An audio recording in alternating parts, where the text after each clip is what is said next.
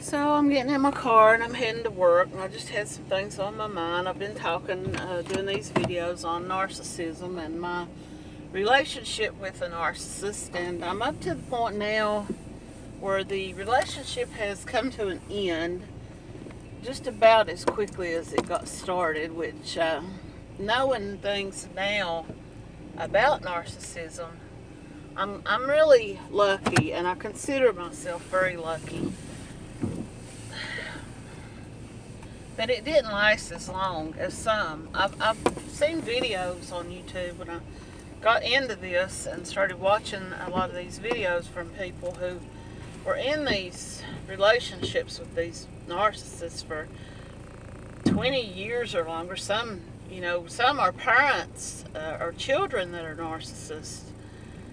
And these people, really can't ever escape. I mean, you can kind of put these people out of your everyday life, but if they're a family member especially, they're always going to kind of be in your life in a way through other family members, especially if it's siblings or parents. But in my case, it was a romantic, and I use that word loosely, but it was a relationship. And I talked about how everything came to an end, and I found my things in storage in his dirty work building where he kept his oily tools and lawnmowers and tools and old used boots and things that you don't discard, but you just kind of store it. And that's the way that I associate the discard. I don't like to use that word. I know a lot of people making these videos do use the word discard, but they don't. And other video makers and people, experts, will tell you that you're never discarded by a narcissist. You're always put on the list. And a lot of them call it a harem, and they have like a list of people that they can turn to when their need arises. And it could be sexual, or it could be money, it could be just somebody that they can get to do favors for them, whatever it might be, or just someone that they can vent to about how wrong everyone else has done them, because they're always the victim. And this is where my story with a narcissist begins to come to an end, if you want to call it an end. On this day, I don't want to leave things like they are. I don't want us to. This is not the end. And he's just telling me he's continuing his game of I'm only doing this to appease her, so she will let me see my child, and so that my child will come to see me, and once everything is smoothed over. So basically he's telling me that he's trying to manipulate these people, his family, into doing what he wants them to do. He's grooming them, I guess. He's probably have groomed them all of their lives, or all of the lives that he's spent with them. But he's manipulating her into believing that it's over with me and him. I don't really even know what he ever told her about me, because as I stated, later on, much later on, after this was all over, I'm guessing about 5 or 6 months after the last contact that I had with him, my friend, the same friend that she had messaged before, messages me and says, so-and-so, the woman, had messaged her yet again, wanting to know what she knew about me and him and the time that we had spent together back at that time. And my friend told her, I know very little about this. And she really didn't know much about it, because I'd never really talked about it. Anyway, she's telling me that this man's wife has messaged her wanting to know what went on with me and him, that he had never told her the truth. She knew the story that he had told her had been a lie. She knew he was lying. She couldn't get the truth out of him. She wanted to know what really went on. And my friend told her, she said, if he's not telling you the truth, she said, you've been back with this man for 6 months and he's not told you, and you believe he's not told you the truth, then why are you with him? Why are you staying with him? You think things are going to get better if he tells you the truth. She said, he may tell you something that you don't want to really know, and it may just make things worse. She said, you must want to be with him, or you wouldn't have gone and got back together with him when he when he met with another woman and got together with another woman. Which my friend didn't know the full content. She knew from my side of the story that it was a sexual and a romantic and what I thought was a love relationship, and it wasn't. But she only knew what I had told her and my feelings about it. And she didn't want to be the person to have to tell this woman any of that. She told this woman, you need to talk to him. He's your partner. He's your mate.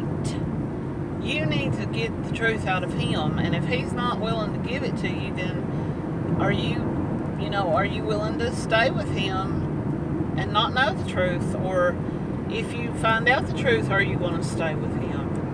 So she told her, she said, you need to find out for yourself. So she asked my friend, do you think that she would talk to me if I messaged her and asked her to sit down and talk with me about this? And my friend said, well, she might. All you can do is ask. So I guess in a way she was kind of putting my friend up to telling me about this, hoping that I would message her and say, hey, I understand you want to know some things, and here you are, which I was not going to do that. But anyway, she messages me. It goes into my folder for people who are not on my contacts, and I didn't see it right away. It was probably 2 or 3 days later before I realized that she had messaged me. Now, when my friend told me that she was saying these things, I thought, well, I went to, and I didn't feel comfortable talking about it, knowing that she was going behind the guy's back and that I was basically going to look like an instigator and a troublemaker, and that I contacted her and told her, so-and-so said this and did that, and the whole time you guys were together or whatever, and it was going to make it look like I was up to no good and I was trying to get him back and I was trying to cause problems. And I spoke to my very, very best friend, who has been my rock since elementary school. She's been the person that I can always turn to in times of any kind of happiness or sadness or need, and she was really there for me quite a bit during all this and really helped me work through my feelings and my thoughts. And I turned to her and she said, do not interact with this woman. Either she is trying to cause trouble or he is putting her up to something. I don't understand why this happened. I remember talking to my boyfriend and my best friend and telling them, this is laid low for all these months, and now here this is starting up, and I don't understand where this is coming from. Well, when I didn't respond to her message, and the message, I look back on it, and I may very well have said something back to her when she messaged me. I may very well have said, talk to him about it, and or tell me what he's told you. But the message just basically said, hey, I know that you're the whore that so-and-so was screwing around with. What you got to say, whore? And I never responded to that. I told my friend about it, and she said, be the bigger person. Don't play games with these people. They're dangerous. It's either him or her, whoever it is, they're up to no good. They're trying to start trouble for you. They know that you've moved on. They know you've got a happy relationship now. And they just can't stand it, and they want to cause you problems.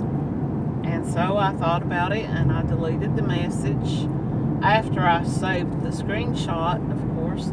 And I talked to my friend that, this person was using as a go-between. And she didn't want to be used as a go-between. That's why I didn't ask her to send any messages back. But I did tell her, and I asked her, and I did apologize to her and told her I was sorry that she was being put in the middle of this. And I felt like that this was a smear campaign toward me to get me to have people that I was friends with to look bad on me. And I told her, if she does this again, if she contacts you again asking you about me, to screenshot those messages and save them for me. But the thing about it was that she started making threats through this friend, telling this friend to let me know that my day was coming, and that I was going to get what was coming to me, and that I was going to get paid back for what I had put her and her family through, and basically putting all the blame on me. I was the only person involved in any of this. He had nothing to do with it, apparently. He had never lied. And I'm running out of time, and I'm at a red light, so I'm going to go ahead and turn my phone off, and I will pick this back up in my next video.